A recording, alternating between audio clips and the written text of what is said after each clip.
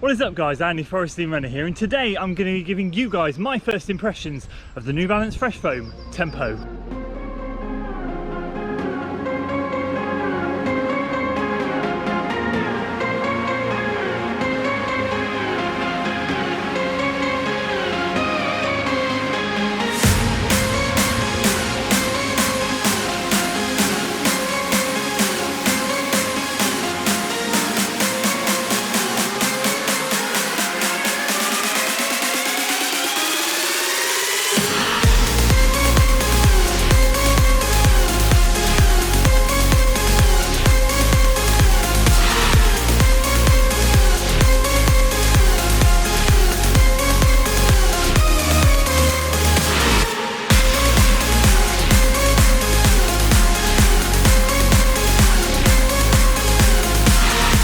Over 10 miles done and dusted in the New Balance Fresh Foam Tempo. Today we're going to be going over my first impressions, how I found it on the run, which was very, very good, and of course the technical overview of this shoe. But if you're new to the channel, make sure you stick around because we like to do speed tests and long run tests in all of the shoes that we get here, just to give you guys a good thorough analysis of these shoes and how I like to test them. So if you're excited for today's video guys, make sure you give it a like, share it with your friends, subscribe to the channel for weekly running content, and as always, let's start with the technical.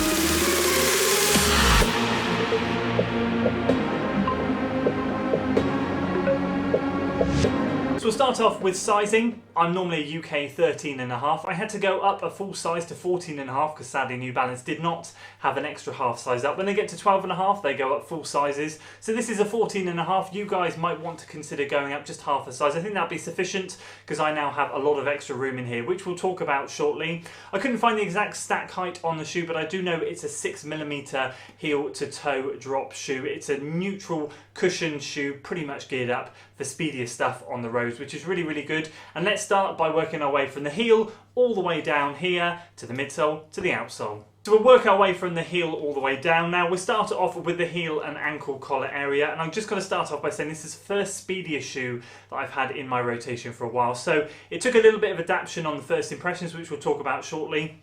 And there are a few bits and pieces here that I want to highlight to you that make this thing a lighter, speedier shoe compared to maybe say the 1080 version 10. So this thing does not have the Achilles heel flare that we've seen in other New Balance models where the heel counter kind of flares away. It in fact uses a pull tab instead.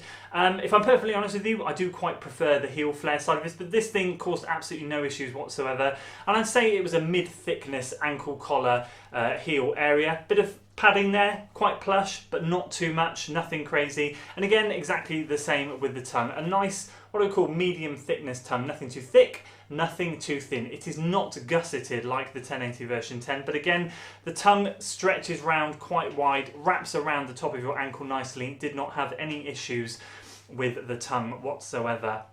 The lacing system is a really, really nice, dead simple lacing system, which I got a lockdown feel straight away on the run. Just nothing fancy, no frills, just worked absolutely perfectly for me.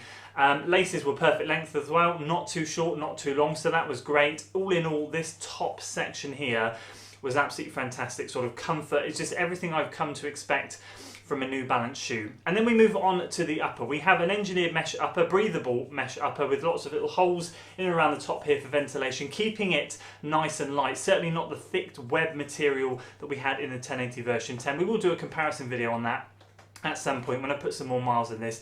And very, very minimal overlays on the upper here. You can see we've got one here running around the top of the shoe. We've got the New Balance logo, of course, there, and just a little bit more structure back here in the heel counter. So the one-piece upper goes all the way around, but as you can see, we've got a bit of a built-up material. This is extra material where they could have shed some weight here. I forgot to say in the intro, weight in my size, UK 14.5, is 337 grams or 12 ounces on the money. So relatively light compared to what I have been running in. But this is some harder plastic material, just giving the heel counter a little bit of rigidity. Then we've got this kind of suede material that kind of laps behind it, and then we move straight into the one-piece upper. I've got to be honest with you, nice and roomy for me. I did think going up a full size to 14.5 was going to be too much like it was in the Propel. It just got a little bit too roomy, sadly. This thing wasn't quite as bad. it did fit my foot quite nicely, so I would suggest that if you're a wider foot, then you certainly might want to go for the wide version. Because I went up a full size, I did not choose to go for the wide version. So as we move on to the midsole, the piece de resistance, the freshfoam X, the much better upgrade from the freshfoam we found in the Beacon 2 last year. This stuff is absolutely magic, and if you saw my top 5 midsoles that I'm using in 2020, you'll know that it featured in there for the 1080 version 10, and it's an absolute pleasure to run in it again in this New Balance Freshfoam Tempo. It's just such a nice, responsive feeling midsole. It's firm, it's not soft like the Nova Blast I've been running in, but it's got that pop in it that the original Freshfoam did not have. So for me, it complements this shoe really well. You're looking for something light, something that's going to help you through those 1 kilometre repeats, those mile repeats, the speedier stuff, the tempo runs.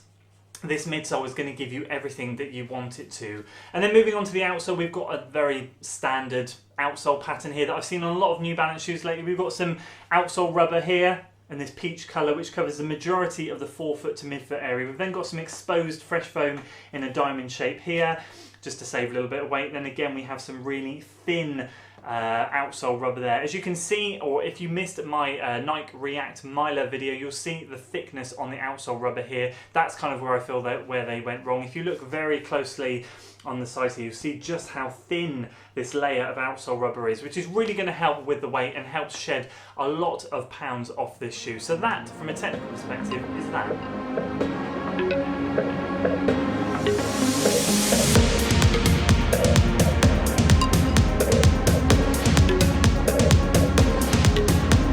Onto how I felt about the shoe on the run. I was really looking forward to getting this shoe back in February. Sadly, we got other shoes into the rotation. Well, not sadly, because we found some gems of shoes, but we finally got this thing into our rotation. We have run in a lot of daily max cushion shoes, and finally we can get some speed stuff. And as we're moving into 10k training and half marathon training, we're going to need some lightweight trainers, and just believe that this isn't going to be the only lightweight shoe that we're going to be reviewing over the next couple of months. But it took me a little while to get used to the feeling of running in a less stack height shoe, less cushioned, certainly a heck of a lot more ground feel through this shoe, but that's what you want. That's what you want to feel. I've really been finding, especially in something like the Fuel Cell TC, where I've been not feeling a lot of the ground contact. The recovery has been amazing after that. But I had a good conversation with Matt, the Welsh runner, on one of his Instagram posts the other day. He was talking about potentially getting an Achilles injury because he was running too much in carbon-plated shoes. Now, I'm not a scientist, nor am I a specialist in this area, but I did find when I was doing the hill workouts in the Nova Blast and the TC that I felt so many more of the muscles in my glutes and hips firing than I did when I was using a carbon-plated shoe. And I do feel that's down to the fact that the carbon-plated shoes take away some of that natural sort of gait cycle that you go through in the foot motion with your feet striking, your toes gripping and pushing off. So I'm a lot more achy when I use a shoe like this, and I certainly was when I finished with my 10 and a bit mile run in this shoe, which is great because I want those muscles to be working. I don't want them to be inhibited, and I'm going to keep working on that moving forwards. So how did I find the shoe in general? Well, as I said, I had to size up.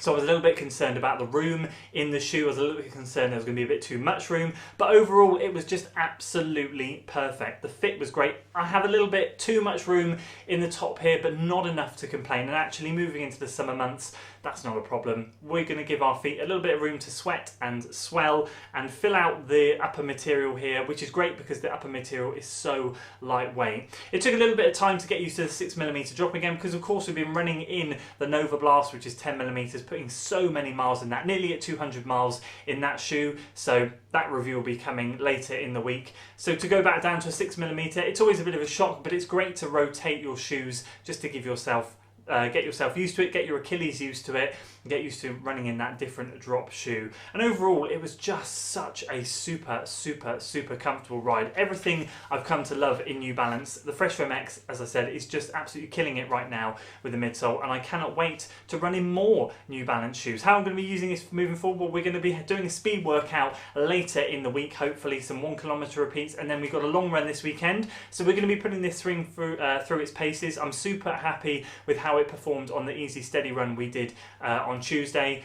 but I'll report back more when I've done some more miles in this shoe. So that's it for today. That's it for the initial impressions on the New Balance Fresh Foam Tempo. I hope you enjoyed it. I'm absolutely loving it so far off that first run, and to be perfectly honest with you, I can't wait to lace up and put it on again for the speed test and the long run test. But as always, let me know in the comments below if you guys have run in this shoe. Let me know how you find it, if you're loving New Balance at the moment. For me, brand of the year, absolutely killing it with all the shoes they're coming out. Cannot wait for more of their shoes to be released later this year, because quite frankly, in my opinion, they're leading the charge in the running shoe industry at the moment, and this is just another gem to add to the rotation. And let me know, as always, if you are using it, what you're using it for, what your favourite distance, type of workout, easy run day, how are you using this shoe? So that's it for today, guys. If you enjoyed the video, make sure you give it a like, share it with your friends, subscribe to the channel for weekly running content, and as always, I'll see you in the next one. Until then.